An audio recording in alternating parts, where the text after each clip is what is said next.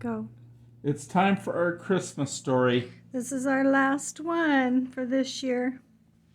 The Angel of Mill Street by Francis Ward Weller and Robert J. Blake.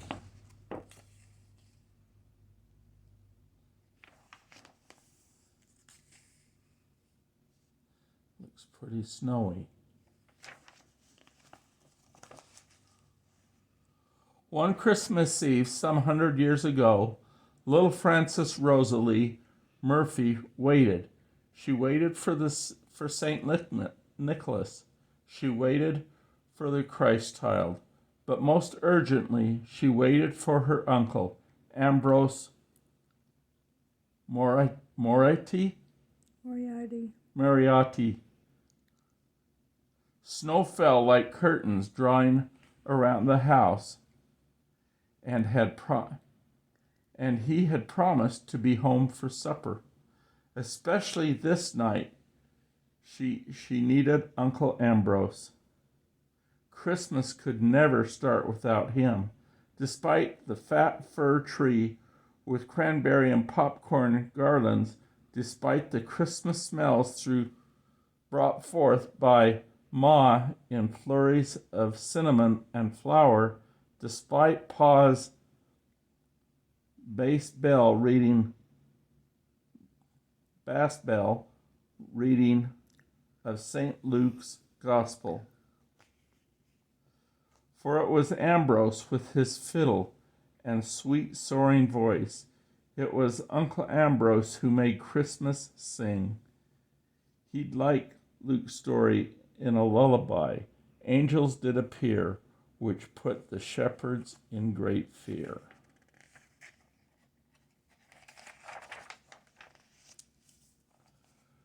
But were there really angels? Francis would ask, part of their Christmas ritual.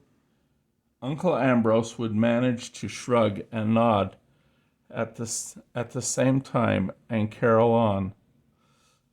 Arise and go, the angel said, to Bethlehem.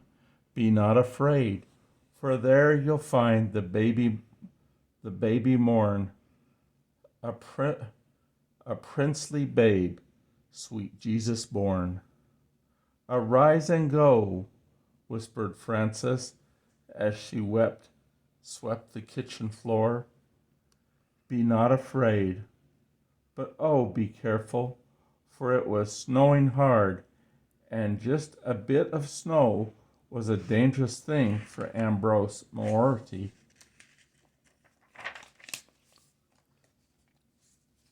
Truth was that Uncle Ambrose needed looking after. As a lad in far-off country Carroll, he had romped in a lumber yard against all good advice, and there he fell and broke his leg.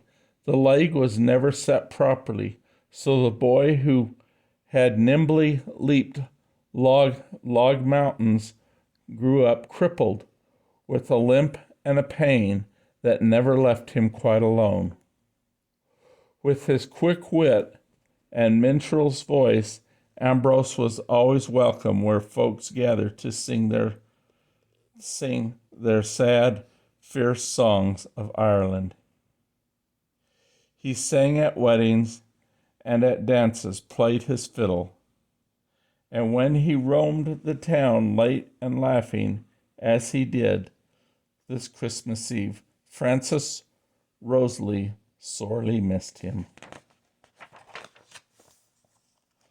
Oh, they'd a lot to be thankful for this Christmas Eve day. Ma reminded her, for stockings that would not be empty, for the turkey that waited in the pantry, for the lace curtains home on the clean outskirts of the sooty mill town.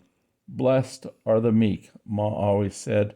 True enough, thought Frances Rosalie. But Ma was forever busy, and Pa, gone by sunup, and came bone tired from work in the boot factory. So when Frances needed a song, a story, or a chuckle, it was Uncle Ambrose she went after. Through the lace curtains.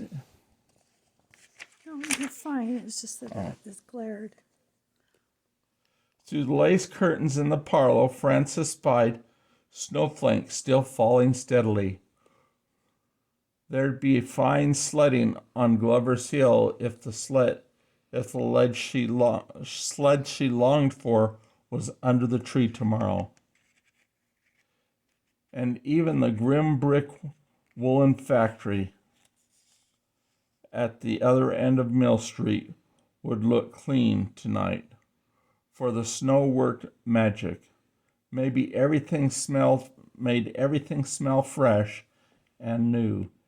It fell like blessings on her world, a fitting welcome for the Christ child, but she wanted to share it with Uncle Ambrose. Why had he not stamped in long since? A lurch around the kitchen, mumbling carols and raiding Ma's bowl of turkey stuffing.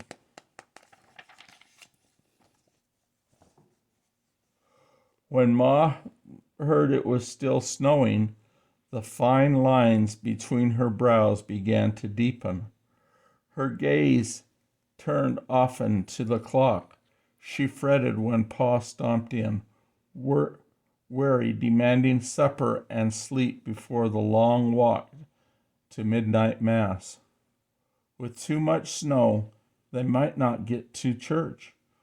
With too much snow, the cousins might miss tomorrow's dinner. As supper of creamed codfish and boiled potatoes came and went, the snow piled higher and the wind howled louder. Worse, Frances knew, was the worry left unspoken. With too much snow, Ambrose might not get home at all. If Ambrose fell with no one there to help him to his feet, the snow would be a freezing, deadly blanket.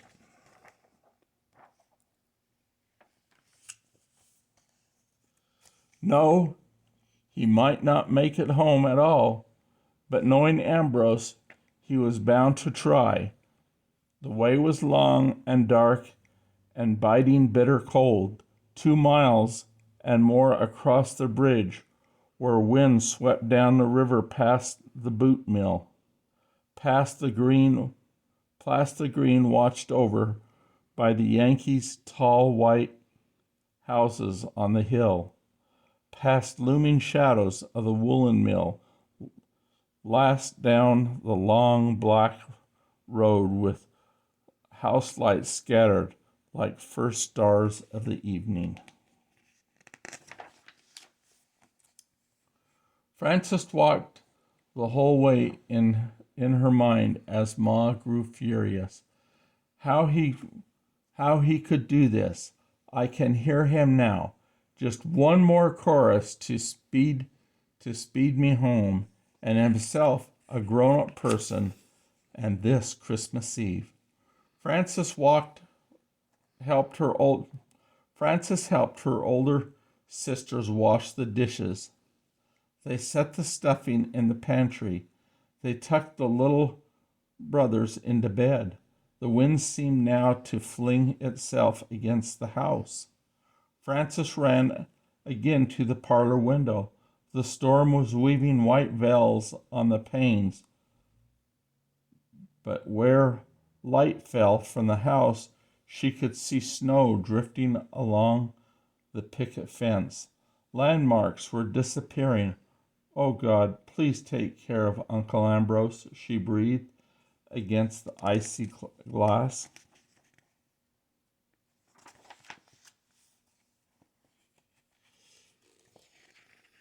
In the kitchen rocker by the wood stove, Ma sat with her eyes closed, fingering her rosary. The girls bent over knitting, putting the last stitches in sweaters for the younger children. But nervous fingers fumbled. Ma made the sign of the cross and opened her eyes. "It's a judgment on me," she cried, "fussing over pies and Christmas Eve delights, and him floundering in a drift, or freezing in a gutter. I'm going to wake Pa. No human soul would be out to shepherd the likes of Ambrose on such a night. And it's Christmas Eve."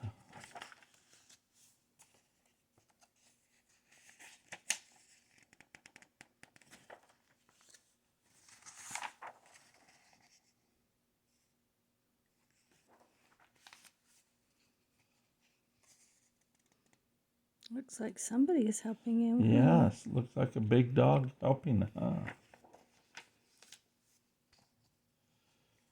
And then below the howling of the wind came a shuffling sound on the porch. Joe and Lally leaped to their feet, and a chair crashed on the hearth. Ma spun back into the room with eyes alight, and Frances rushed to open the door. A gust of wind showered starry crystals across the kitchen, and the rush of cold was like a fist driving into the cozy room. There, leaning against the porch upright, was himself, Uncle Ambrose Moriarty. He'd been in more than one snowdrift by the look of him, and his bad leg dragged at a weary angle, but he was home.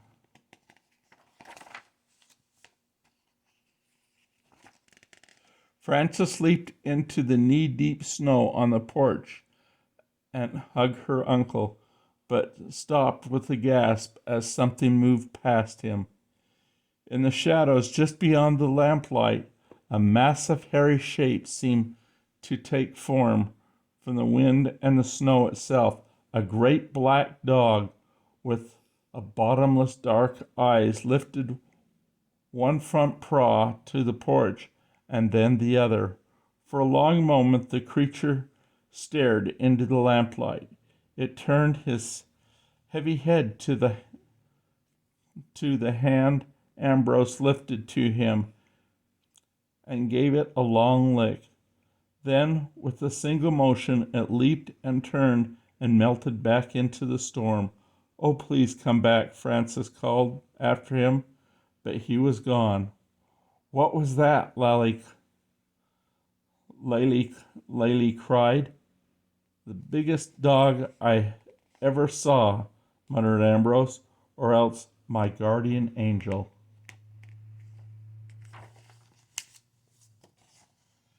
Ambrose was shaking, but his grin was steady as he held Frances away a bit so he could look at her in the eye. He nodded with no shrug at all. "If there were angels above that hill in Bethlehem," he said, "why not an angel here on Mill Street?" Well, they put Ambrose to bed with hot tea and hot bricks wrapped in cloth, and they gave up hope of getting to midnight mass in such a storm. Christmas morning dawned on a sled beneath the tree for Frances and Uncle Ambrose tuning up his fiddle. But what Frances would treasure most about that Christmas was the memory of Uncle Ambrose and the big black dog, for questions asked all around the town revealed that no such dog was ever known before or after. Well, that's our story for this year, our last one. That was a neat story, Grandpa. Thank you. Good night. See you all tomorrow, and we'll do the nativity.